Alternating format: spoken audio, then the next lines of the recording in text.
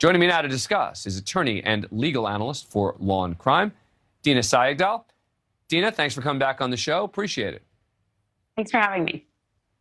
All right. So what kinds of evidence do you think that will be turned over in discovery, realistically, that could be really embarrassing for the royal family or for Prince Andrew?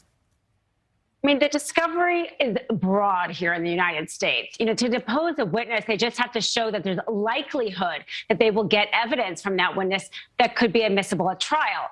So certainly his children, he used them as an alibi, and possibly other members of the royal family, if in those depositions they find out more information that leads them into an outer circle.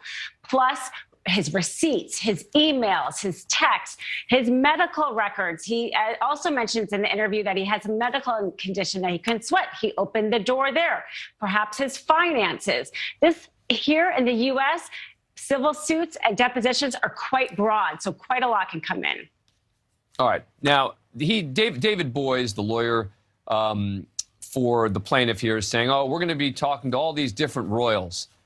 I don't think any of these royals are going to have to testify. Do you?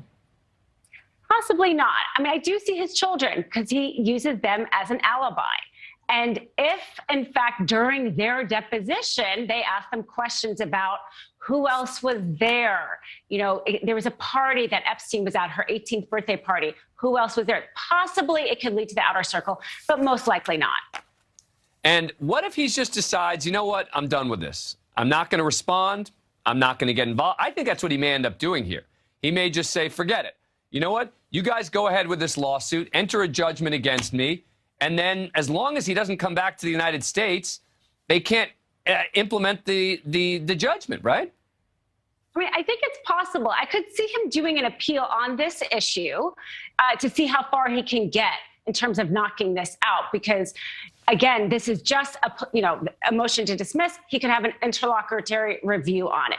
But if that fails, he may very well try to settle the case, or as you say, default, rather than be subjected to having this enormous amount of personal information out there.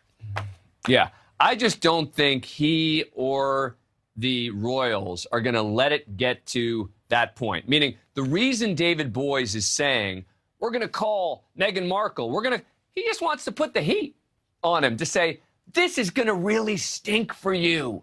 Come on, man. I mean, that's effectively what he's saying. Final quick thought.